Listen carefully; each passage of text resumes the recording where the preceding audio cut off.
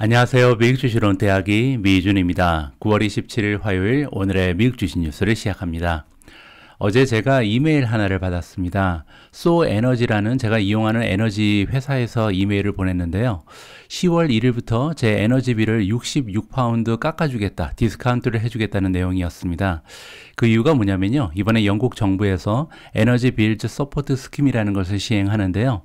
2022년 10월부터 3월까지 영국에 거주하는 모든 가게에 이러한 디스카운트를 적용해 주겠다. 그만큼 최근 들어서 이제 에너지 빌 가격이 많이 올라갔거든요. 한 달에 한 30만 원 정도 나오는 것 같습니다. 그런데 이제 서민들 입장에서는 굉장히 버거운 돈이잖아요. 그래서 정부에서 한 10만 원 정도 감면을 해주겠다, 지원을 해주겠다, 이런 내용의 이메일이 제 이메일 박스에 도착을 했더라고요. 저 같은 경우는 이제 영국 사람도 아닌데 이렇게 영국 정부에서 도와준다니까 물론 기분은 좋은데요. 반면 현재 영국의 경제 상황이 정말 좋지가 않구나, 이런 생각을 하게 됐습니다. 아무쪼록 더 다가오는 겨울은 좀 춥지 않은 따뜻한 겨울이 됐으면 하는 마음을 좀 가져봤습니다. 자, 9월 27일 보내드리는 오늘의 미국 주식 뉴스 바로 시작합니다. 자, 먼저 월요일 미국 증시의 마감 시황부터 살펴보겠습니다. 다우존스가 마이너스 1.12% 기록했고요. S&P 500이 마이너스 1.03, 나스닥은 0.6% 하락했습니다. 성장주들의 주가 흐름을 보시면요. 스템이 가장 좋지 않았습니다. 마이너스 8% 가까이 떨어졌고요. 누홀딩즈가 마이너스 4.45, 소파이가 마이너스 4.33, 스노플레이크 마이너스 4.08, 오픈도 마이너스 4.08, 에디타스 마이너스 4.01, 바이퍼 에너지 마이너스 3.94%, 스퀘어도 마이너스 3.79%고요. 발레가 마이너스 3.45, 퍼시픽 바이오 마이너스 3.42, 펠로톤 마이너스 3.41, 올린도 3.38% 하락하면서 마감을 했습니다. 자, 오늘은 오래간만에요. 최근 들어서 레이팅이 바뀐, 업데이트가 된 종목들을 좀 살펴볼 텐데요. 여기 중간에 보시면 업 다운그레이드라는 버튼이 있습니다. 여기를 클릭을 하시면 최근 들어서 시킹알파가 제공하고 있는 3개의 레이팅에 업데이트가 있는 종목들이 쭉 나오거든요. 자, 오른쪽에 보시면 이제 날짜가 나와 있는데 9월 26일만 해도 총 7개 종목에 대한 업데이트가 있었거든요. 자, 어떤 종목이 업데이트가 있었는지 한번 살펴보시면, 자, 가장 최근에 업데이트가 된 종목은 스타벅스입니다. 스타벅스는 업그레이드라고 써 있죠. 따라서 평가가 올라갔다. 퀀트 레이팅이 좋아졌습니다. 원래는 매수 의견을 받고 있었는데요. 스트롱 바이, 강력 매수로 한 단계 상향 조정됐고요. 자, 테라다인도 좋습니다. 업그레이드. SA 오토즈 레이팅이 원래 바이였는데 바이에서 스트롱 바이, 강력 매수로 한 단계 상향 조정됐습니다. 자, 인바이테를 보시면 업그레이드죠. SA 오토즈 레이팅이 원래 매도 의견이었는데요. 이번에 보유로 한 단계 올라갔고요. 주문 다운그레이드입니다. 자, 월가의 전문가들이 주는 애널리스트 레이팅이 원래 매수 의견이었는데 이번에 보유로 바뀌었고요. 자, 오픈도어를 보시면 한 단계 떨어졌죠. 퀀트 레이팅이 원래 매도 의견이었는데 매도도 모자라서 이제 강력 매도로 한 단계 더 떨어졌다. 자, 그리고 아마존 보시면요. 다운그레이드. SA 오토즈 레이팅이 원래 매수 의견이었는데 이번에 중간치로 바뀌었고요. 스노플레이크는 업그레이드입니다. SA 오토즈 레이팅이 홀드에서 바이로 한 단계 조정됐다. 따라서 여러분들께서 새롭게 주식을 매수하시거나 아니면은 이 매매에 대한 기준을 삼으실 때 최근 들어서 이 주식들이, 내가 관심을 가지고 있는 주식들이 어떠한 업데이트를 가지고 있는가, 이 부분도 한번 살펴보시면 많은 도움이 될 것 같습니다. 자, 다음은 메가테크 기업들의 주가 변동인데요. 아마존이 어제 1.2% 올라갔고요. 테슬라는 0.25% 상승했습니다. 애플도 플러스 0.23%. 자, 나머지 메가테크 기업들은 다 떨어졌죠. 마이크로소프트가 마이너스 0.2, 구글이 마이너스 0.36, 넷플릭스 마이너스 1.03, 엔비디아 마이너스 2.30, 메타플랫폼즈 마이너스 2.88%로 가장 커다란 하락폭을 기록했습니다. 오늘 낮에는요, 제가 모간 스탠리의 마이크 윌슨 인터뷰를 그 쇼츠 영상을 통해서 여러분들과 공유한 바가 있습니다. 하지만 1분 미만의 영상이기 때문에 아무래도 전반적인 내용을 잘 다룰 수는 없었거든요. 그래서 오늘 첫 번째로 전달해드릴 내용은 모간 스탠리의 마이크 윌슨이 인터뷰에서 어떤 얘기를 했는지 좀 자세하게 살펴보도록 하겠습니다. 자, 모간 스탠리에서 보기에는요, 현재 달러의 초강세 현상이 나타나고 있잖아요. 이러한 현상이 아무래도 뭔가를 부러뜨릴 것이다. 이 뭔가가 아마도 경제를 얘기하는 것 같습니다. 자세한 내용을 한번 읽어보시죠. 자, 미국의 달러의 강세가 지금 스테이지를 만들어지고 있다. 그래서 위기가 찾아올 가능성이 굉장히 높아졌다. 이렇게 전망을 하는 것 같습니다. 자, 또 한 가지 루밍 바텀은 뭐냐면요, 바닥을 다지고 있다. 그래서 모간 스탠리가 보기에는 굉장히 좀 커다란 위기가 찾아오면서 주식시장이 드디어 바닥을 찍을 것이다. 이렇게 전망을 한다라고 설명을 드릴 수가 있을 것 같습니다. 자, 현재 그린백이 이제 달러거든요. 달러가 20년 만에 다른 통화에 비해서 최고치를 기록하고 있다. 자, 어느 정도인지 잠깐 확인을 해보면요. 자, 한화에 비유했을 때 지금 1년 전을 보시면요, 1달러당 1176원이었거든요. 그러던 것이 단 1년 만에 1420원 이상으로 올라가고 있다. 이렇게 보실 수가 있고, 제가 지내고 있는 영국의 파운드랑 비교를 해도 대단합니다. 1년 전에는요 0.73 파운드였거든요, 1달러가. 그런데 지금 현재는 0.93 파운드까지 1달러의 가치가 상승한 상태입니다. 따라서 지금 미국 달러의 강세가 정말 대단한 추세를 보이고 있거든요. 자, 그래서 공포감이 지금 올라오고 있다. 자, 어떤 공포감이냐면요, 이 달러가 이렇게 상승하게 되면 아무래도 코퍼레이트 기업들의 어닝이 적지 않은 타격을 받을 가능성이 높거든요. 특히 이제 해외에 수출을 많이 하는 이런 기업일수록 점점 더 어닝의 감소가 예상된다. 이렇게 우리가 예측을 해볼 수가 있는 거죠.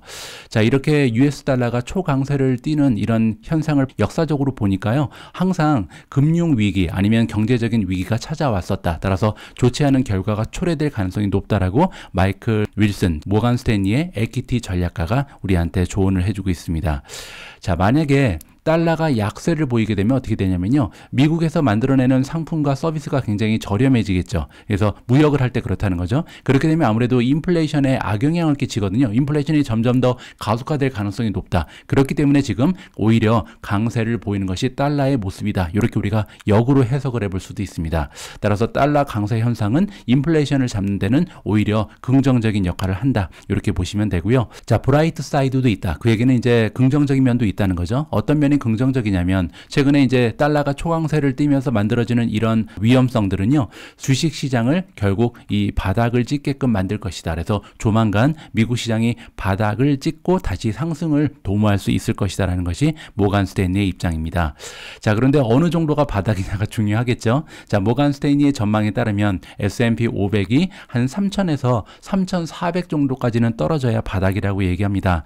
자, 그렇게 되면요, 지금 현재 주가에 비해서 뭐 적게 떨어지면 한 6%, 7% 정도가 추가적으로 하락을 할 것 같고요. 많이 떨어지게 되면 15% 이상 떨어져야 바닥이 찾아오기 때문에 우리 투자자 입장에서는 그렇게 좋은 뉴스는 사실 아니라고 봐야겠죠. 자, 어쨌든 빨리 바닥을 찍고 미국 주식이 다시 상승하는 모습으로 좀 전환이 됐으면 하는 바람을 개인적으로 가지고 있습니다. 자, 이번에도 달러 이야기를 좀 해볼 텐데요. 자, 이번에 등장하는 투자기관은 골드만삭스입니다. 자, 골드만삭스는 달러 초강세 현상에 대해서 어떠한 의견을 던져주고 있는지 한번 살펴보시죠. 자, Surging US 달러. 그래서 지금 초강세 현상을 보이고 있는 미국 달러는요, 새로운 굉장히 커다란 걱정거리가 되고 있다. 자, 그래서 시장 참여자들 입장에서는 그렇지 않아도 금리 인상 때문에 굉장히 많은 고통을 받고 있는데, 또 하나의 걱정거리가 늘었다. 그것이 달러의 초강세 현상이다. 이렇게 지금 얘기하고 있는 거죠. 하지만 그럼에도 불구하고 이러한 달러의 강세 현상을 대처할 수 있는 방법이 있다라고 조언을 해주고 있습니다. 자, 일단은 달러가 어느 정도로 많이 올라갔는지를 좀 설명을 해주고 있는데요. 자, 영국의 파운드가 지금 현재 역사상 가장 낮은 레벨을 기록하고 있다. 그래서 월요일날 최저점을 찍었다고 합니다. 자, 그리고 유로 같은 경우도 2002년 이후에 이렇게까지 떨어진 적이 없었다는 거죠. 자, 그리고 US 달러 인덱스라는 게 있습니다. 그러니까 미국 달러의 강세 현상을 측정할 수 있는 인덱스인데요. 지난 3개월 동안 무려 9%나 US 달러 인덱스가 올라갔고요. 자, 올해 2022년 1년 동안은 무려 18% 달러 인덱스가 상승한 상태다. 따라서 정말 역사상 유례가 없을 정도로 초강세 현상을 보이는 것이 달러다. 이렇게 볼 수가 있고요. 자, 이렇게 달러가 올라가는 것은요, 일반적으로 봤을 때 미국의 경제라든지 미국의 기업들, 시장에는 그렇게까지 나쁜 영향을 끼치지는 않는다라고 얘기합니다. 자, 그런데 문제는 뭐냐면 뭐냐면 지금처럼 너무나 빨리 달러가 강세 현상을 보일 때는, 그러니까 너무나 빨리 급하게 올라가잖아요. 이런 현상을 보일 때는 이 금융시장이라든지 몇몇 기업들의 순이익에는 악영향을 끼칠 수 있다라는 것이 골드만삭스의 진단입니다. 자, 그래서 그러면 어떤 종목에 투자를 해야 되나? 지금 골드만이 볼 때는요, US 스톡 중에, 그러니까 미국 주식들 중에서 올 도메스틱 세일즈, 그래서 매출이 해외에서 발생하는 것이 아니라 미국 내에서 매출을 만들어내는 이런 기업들에 투자를 해야 된다라고 조언을 해주고 있습니다. 자, 어떤 기업들이냐면요, 차터, T-모바일, 달러 제너럴, 치폴레도 나오고요, 크로거, 데번 에너지, 트루이스트, CME, 그리고 ABC도 있고요, CVS 헬스, 그리고 사우스웨스트 에어라인즈, CSX, 페이콤, 인투이트, 오토매틱 데이터 프로세싱, ADP죠. 자, 이런 종목들은요, 옆에 보시면 논 US 세일즈, 그래서 미국 밖에서 들어오는 매출이 0%입니다. 따라서 100% 그들의 매출은 모두 다 내수에서 발생을 한다. 이렇게 정리가 가능하거든요. 자, 그리고 이제 반대쪽에 있는 종목들도 살펴봐야겠죠. 해외 매출의 의존도가 높은 종목들, 따라서 지금부터 굉장히 좋지 않은 어닝 실적을 발표할 가능성이 높은 종목들을 정리해주고 있습니다. 자, 넷플릭스가 등장을 하는데요. 넷플릭스는 전체 매출 중에 해외 매출이 차지하는 비중이 59%나 되고요. 알파벳은 54%, 부킹홀딩즈가 87%, BWA는 83%, SLB도 85%나 됩니다. 자, 베이커 휴즈 78%, AFL이 70%, 에이온 55%고요. 에이즐란트가 66%, ABT 61%, 오티스 월드와이드 74%고요. 3M도 58%나 되는 매출을 해외에 의존하고 있다. 이렇게 나와 있습니다. 자, 그런데 이제 한 가지 우리가 좀 기억해야 되는 부분이 있는데요. 만약에 달러가 초강세 현상을 보이다가 정점을 찍고 다시 떨어지는 모습을 보이게 되면 이 종목들이 탄력을 받을 가능성이 높잖아요. 왜냐하면 최악의 악재가 좀 해소가 되는 느낌이 드니까요. 하지만 그럼에도 불구하고 달러 악재로 인한 어닝의 감소 현상은요, 어떻게 보면 조금 후행지수죠. 따라서 당분간 달러가 만약에 떨어지는 현상을 보인다 하더라도 어닝 실적이 한 분기, 두 분기 정도는 좋지 않은 추세를 보일 가능성이 있다. 이 점은 우리가 좀 기억을 해야 될 것 같습니다. 제가 어제 방송에서 잠깐 언급을 드렸는데요. 요즘처럼 경기 상황이 심하게 흔들릴 때일수록 우리가 지속적으로 구조적인 성장을 보여줄 수 있는 산업 섹터, 그리고 그 안에서 최고의 성장 모습을 보여주고 있는 종목을 찾아서 집중 투자하는 것이 굉장히 중요하다고 생각을 합니다. 자, 이번 기사의 제목을 보시면 파이퍼 샌들러라는 투자 기관이 등장을 하는데요. 이들의 의견에 따르면 리튬 종목들, 즉 EV 붐이 지금 일어나고 있잖아요. 전기차의 붐을 타고 이 원자재 종목들 중에서 리튬 원자재 종목들이 구조적인 성장을 만들어낼 수 있다라고 주장을 해주고 있습니다. 자, 그러면서 한 종목은요, 주가가 앞으로 1년 내에 40% 가까이 급등할 가능성이 있다라고 강력 추천을 해주고 있습니다. 자, 과연 파이퍼 샌들러가 강추하는 종목의 이름은 뭔지 한번 확인을 해 보시죠. 자, 리튬 마이너즈, 그래서 리튬의 원자재 종목들을 얘기하는 거죠. 자, 이들 종목들 역시도 최근 들어서 주식 가격이 굉장히 많이 떨어졌잖아요. 폭락장의 면역성을 가지고 있지는 않았다. 따라서 이들의 주가도 많이 떨어졌다는 거죠. 자, 그럼에도 불구하고 파이퍼 샌들러가 보기로는요, 컨비네이션이 존재한다. 따라서 두 가지의 호재가 겹치고 있다라고 얘기합니다. 첫 번째는요, 전기차의 붐 현상이 일어나고 있고요. 또 하나는 뭐냐면 에너지 자원이 현재 화석 연료에서 재생 가능한 에너지, 환경 친화적인 에너지로 전향이 되고 있잖아요. 이렇게 두 가지의 트렌드가 겹치면서 앞으로 투자자의 마음속에 이 리튬 종목들을 생각해 볼 필요가 있다라고 추천을 해주고 있습니다. 자, 또한 파이퍼가 보기로는요, 가장 좋은 종목 하나가 굉장히 좀 매력적으로 보인다. 바로 리벤트입니다. 자, 리벤트라는 종목의 티커 네임은 LTHM이고요. 자, 애널리스트 이름은 찰스 리버트입니다. 자, 이분이 최근 들어서 커버를 시작했다. 그래서 리벤트에 대한 커버리지를 시작했고요. 자, 리벤트는 필라델피아에 그 본사를 두고 있는 것 같습니다. 자, 처음에 준 레이팅이 오버웨이, 즉 매수 의견을 주고 있고요. 앞으로 12개월 동안 주가가 42달러까지 올라갈 수 있다. 자, 그렇게 되면요, 지금 현재 주가에 비해서 37% 이상 급등할 가능성이 있다라고 긍정적인 전망을 전해주고 있습니다. 자, 이렇게 긍정적인 전망을 해주는 이유가 중요하겠죠. 자, EV를 만들기 위해서는, 전기차를 생산하기 위해서 가장 중요한 원자재 중에 하나가 리튬이잖아요. 그렇기 때문에 리튬에 대한 수요는 지금 넘쳐나는 상황입니다. 자, 그런데 공급이 원활하지 않다는 거죠. 따라서 공급과 수요가 지금 균형을 이루지 못하기 때문에 아무래도 가격적인 면에서 엄청나게 상승을 상승을 할 수밖에 없잖아요.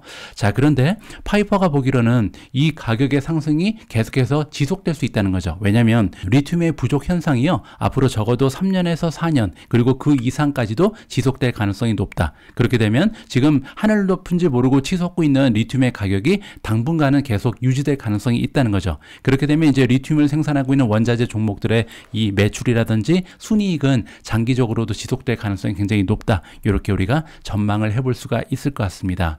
하지만 리튬은요, 부족한 원자재는 아니라고 얘기합니다. 따라서 매장량은 많이 있다는 거죠. 그런데 문제는 뭐냐면 새롭게 생산 시설을 만드는데 몇 년이 걸릴 수도 있다. 왜냐하면 일단 마이닝이라는 비즈니스 자체가 워낙 많은 자원과 그리고 자본이 필요한 굉장히 좀 설립하기가 어려운 비즈니스이기도 하고요. 또 하나 문제는 뭐냐면 이렇게 광산 기업이 들어와가지고 원자재를 채굴하기 위해서는 그 지역 사회와의 마찰도 피해야 되고, 그리고 여러 가지 뭐 환경 친화적인 그런 정책도 펴야 되기 때문에 여러 가지 제한점이 많다는 거죠. 따라서 리튬 원자재의 미래가 굉장히 밝다는 것은 사람들이 다 알고 있지만 누구나 쉽게 들어와서 할 수 있는 비즈니스가 아니다. 이렇게 지금 이야기를 하고 있는 거죠. 다행히 이제 테슬라 같은 경우는 이제 이 사업에 뛰어든다라고 발표를 했죠. 자, 그리고 파이퍼 샌들러가 믿기로는 자동차 산업의 매출이 지금 계속해서 줄어들고 있는 상황인데요. 이러한 이유는 당연히 내연기관차의 판매가 저조하기 때문이다라고 얘기합니다. 따라서 전기차의 성장 추세는 걱정이 없다라고 얘기하고요. 다시 얘기한다면 리튬에 대한 수요는 앞으로도 계속해서 급진적으로 늘어날 것이다. 따라서 걱정하지 마라. 수요는 계속해서 있을 것이다. 공급이 문제다. 공급이 모자라기 때문에 가격은 계속해서 유지될 수 있다. 이렇게 지금 논리를 형성하고 있습니다. 거기에 리벤트라는 종목은요, 7월 달에 GM과 장기 계약을 한 바가 있습니다. 따라서 꾸준한 매출을 올릴 수 있는 대형 계약도 성사가 되었다라면서 굉장히 긍정적인 전망을 던져주고 있습니다. 자, 그런데 대부분의 미주은 패밀리 분들께서는 알고 계신 것처럼 미주은에 자주 등장하는 리튬 관련 원자재 종목이 있습니다. 바로 SQM인데요. 소시에데드 키미카죠. 이 종목과 리벤트를 비교해보면 굉장히 재미가 있을 것 같습니다. 자, 시킹알파로 이동을 하셔서 프리미엄 두 번째 메뉴에 Compare Stocks and Fund가 있거든요. 여기로 들어오시면 Create New Comparison을 누르시고요. 자, 이번에 비교해볼 종목은 SQM이 들어가고요. 소시에데드 키미카, 두 번째 리벤트죠. 리벤트를 타이핑 하시면 여기 있습니다. LTHM 두 종목을 가지고 비교 분석을 해보도록 하겠습니다. 자, 일단 마켓캡을 보시면요, SQM이 훨씬 더 커다란 시가총액을 가지고 있습니다. 26.8빌리언이고요. LTHM 리벤트 같은 경우는 아직까지는 5빌리언 정도에 머물고 있다. 따라서 소형주라고 보시면 되겠죠. 자, 이 두 종목의 본격적인 비교를 해보죠. 자, 일단 레이팅이 중요하겠죠. 퀀투 레이팅을 보시면요, 두 종목 모두 강력 매수를 받고 있습니다. 자, SI 오토주 레이팅, 시킹알파와 연계되어 있는 준 전문가들이죠. 주식 전문 블로거들이 주는 점수는요, SQM은 강력 매수를 받는 반면 리벤트는 바이에 머무르고 있습니다. 자, 그리고 월가에서 일하고 있는 애널리스트들이 주는 레이팅을 보시면 SQM 그리고 리벤트 모두 매수의 의견을 받고 있다. 따라서 두 종목 모두 세 가지 레이팅이 굉장히 뛰어난 모습을 지켜주고 있고요. 자, 다음은요, 퀀투 랭킹을 보도록 하겠습니다. 퀀투 랭킹이라는 것은요, 시킹알파가 제공하는 퀀투 스코어만 가지고 산업별로 최고의 종목들을 랭킹으로 보여주는 이러한 툴이거든요. 자, 두 종목 모두 같은 섹터에 들어가 있겠죠. 원자재를 지금 보여주고 있는데, 원자재 종목 281개 중에 SQM은 5위에 자리하고 있고요. 자, 지금 리벤트 같은 경우는 당당 1위까지 그의 위치가 올라가 있는 상황입니다. 따라서 퀀투 랭킹으로 보면 리벤트의 투자 가치가 조금 더 좋다. 이렇게 볼 수가 있겠죠. 자, 퀀트 팩터 그레이드를 보면 이야기가 조금 달라집니다. 자, 밸류에이션을 보시면 두 종목 모두 C+, 니까 비싸지도 않고 싸지도 않는 종목이다. 이렇게 볼 수가 있고요. 성장세는 A+, 하지만 수익성에 있어서는요, 두 종목이 조금 차이가 있습니다. SQM은 수익률이 굉장히 좋은 종목인 반면 리벤트 같은 경우는 아직까지는 좋은 수익률을 보여주지는 못한다. 이렇게 볼 수가 있고요. 모멘텀을 보시면 두 종목 모두 굉장히 주가의 힘이 좋다. 그리고 월가에서 일하고 있는 애널리스트들의 전망치도 역시 최근 들어서 긍정적인 방향으로 변화하고 있다. 이렇게 볼 수가 있습니다.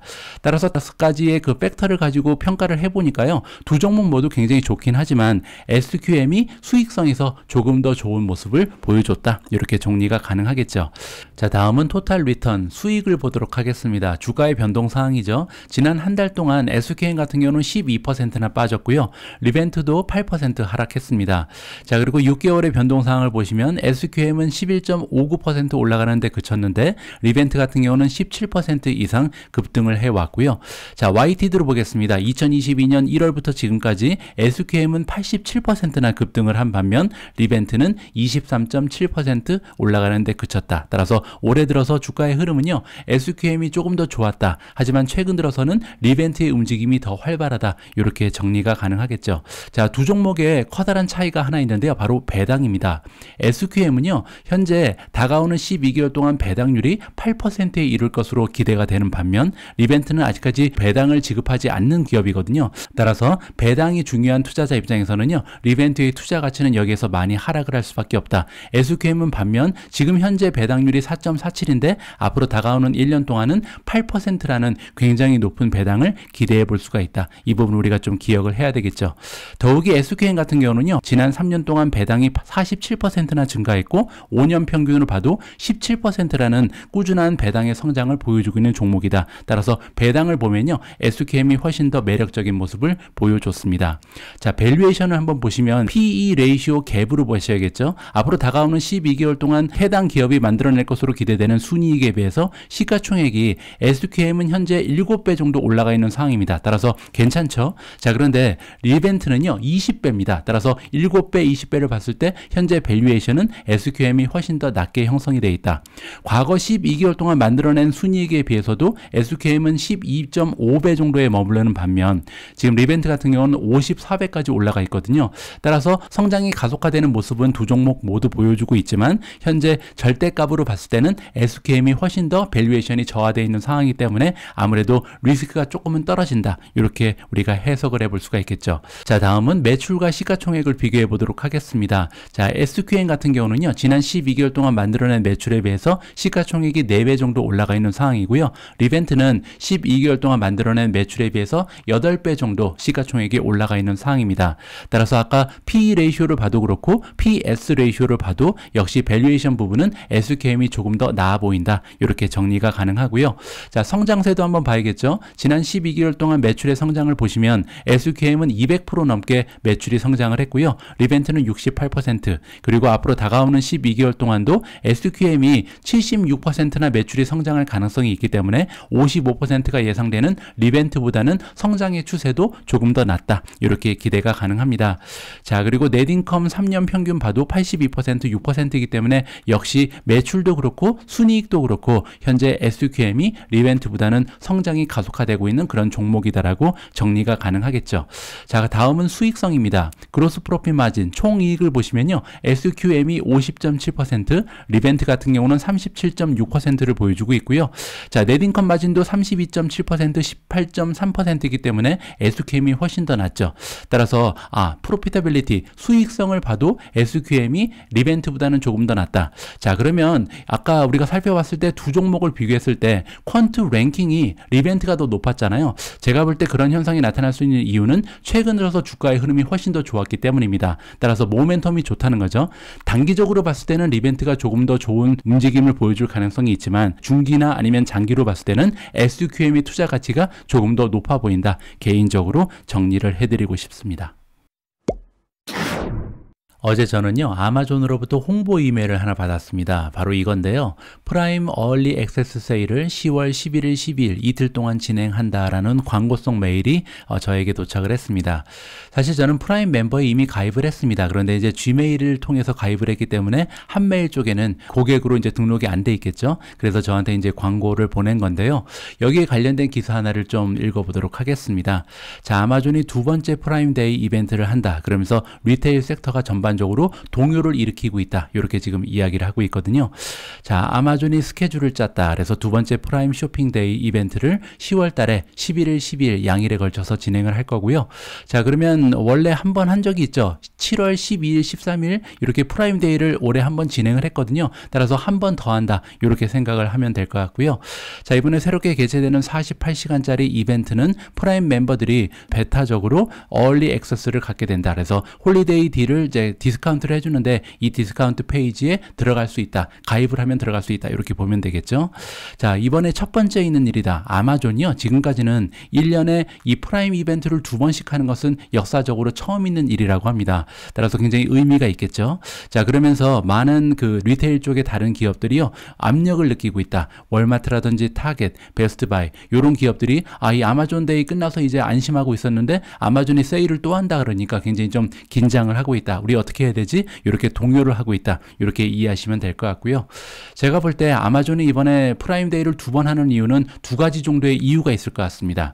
첫 번째 이유는 여기 나와 있는 것처럼 재고를 좀 처리하기 위해서 리테일 쪽에요. 아직까지도 좀 재고가 많이 쌓여 있는 곳으로 나와 있거든요.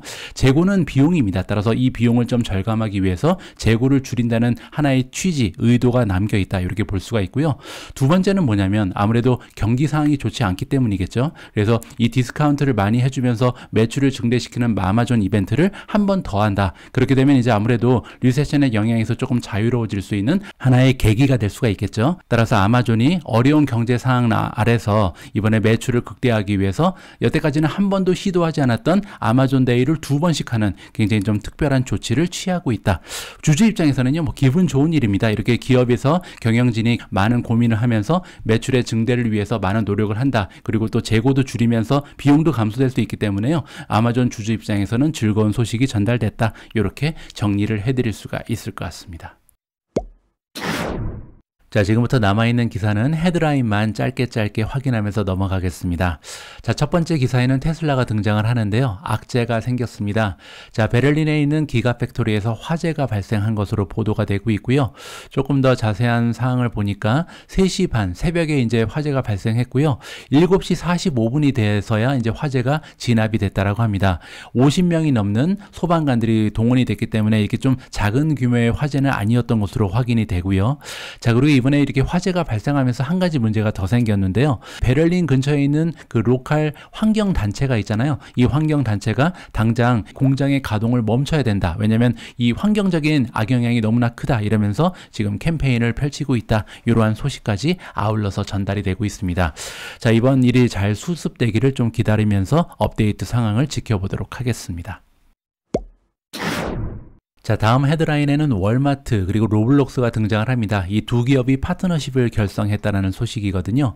자, 로블록스 플랫폼에 이제 월마트가 진출을 한 거죠. 그러면서 월마트 랜드 그리고 월마트의 유니버설 플레이 이렇게 두 가지를 새롭게 만든다. 이렇게 보시면 되고요.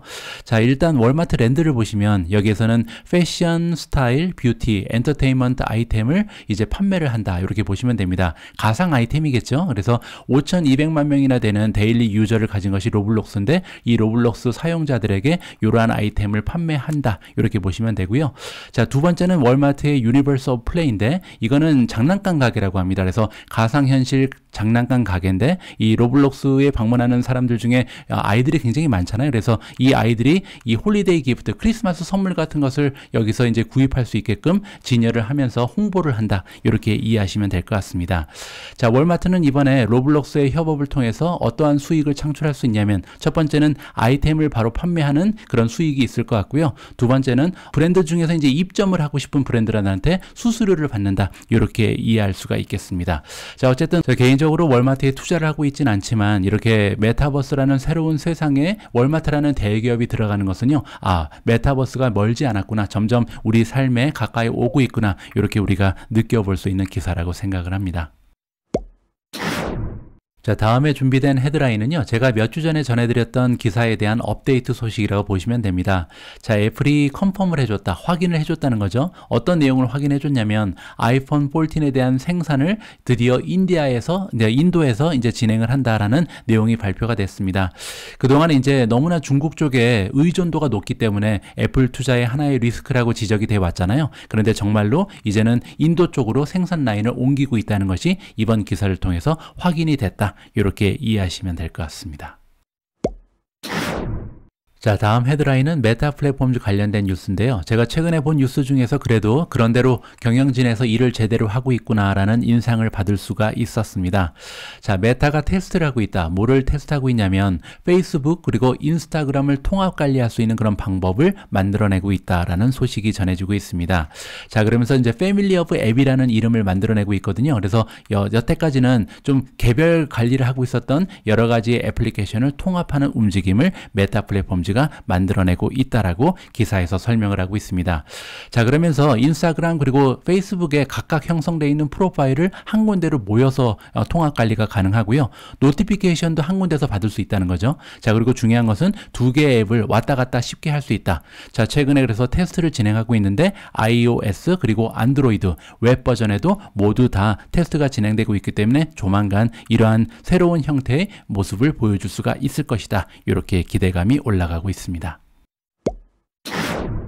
자, 다음 기사에는 팔란티어가 등장을 하는데요. 팔란티어가 월요일날 발표를 했다. 자, 어떤 발표냐면 디파트먼트 오브 홈랜드 시큐리티가 나옵니다. 미국의 부서 중에 이제 홈랜드 시큐리티는 국가 안보라든지 이민국 관리를 하는 그런 부서인데요. 이 부서랑 계약을 연장했다. 새롭게 만들었다. 이러한 긍정적인 소식이 발견되고 있습니다.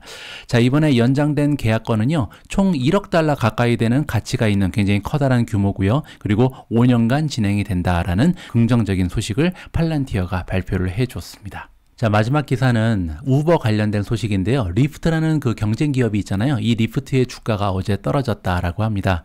자, 리프트의 주가가 4% 정도 월요일날 떨어졌다. 그 이유가 뭐냐면 UBS에서 다운그레이드를 했는데요. 그 다운그레이드 한 이유가 뭐냐면 운전자들도 그렇고 소비자들도 그렇고 우버를 더 선호한다라는 내용을 전해주고 있습니다. 자, UBS가 가지고 있는 에비던스 랩이 있는데요. 여기서 이제 드라이버 서베이를 했다고 합니다. 설문조사를 했죠. 그리고 이제 그 결과에 따르면 운전자들 은 우버를 더 선호한다. 그래서 리프트는 메인 앱이 아니다. 이 얘기가 뭐냐면요. 리프트만 가지고 영업하는 운전자는 없다는 거죠. 그래서 우버만 가지고 있거나 아니면 우버 더하기 리프트를 가지고 운영을 한다. 이렇게 이해가 가능합니다. 자, 그리고 애플리케이션 다운로드의 수를 봐도 그렇고 운전자나 소비자들이 사용하는 사용자 수를 봐도 그렇고요. 리프트보다는 우버가 많은 사랑을 받고 있다. 이렇게 우리가 정리를 해볼 수가 있겠습니다. 따라서 이 뉴스는 리프트 주가가 떨어진 이유를 밝혀내고 있지만 사실 저같이 우버에 투자하고 있는 사람한테 긍정적인 소식이다. 이렇게 전달을 해드릴 수가 있을 것 같습니다. 9월 27일 보내드린 오늘의 미국 주식 뉴스는 여기까지입니다. 오늘 방송은 어쩌다 보니까 굉장히 좀 길어진 것 같은데요. 그래도 마지막까지 시청해 주신 분들 진심으로 감사의 말씀을 드립니다. 내일부터는요, 조금 더 압축적인 그런 내용 가지고 다시 인사드릴 수 있도록 하겠습니다. 우리 모두가 미국 주식 투자로 은퇴하는 그날까지 다 함께 화이팅입니다. 행복한 하루 되세요. 감사합니다.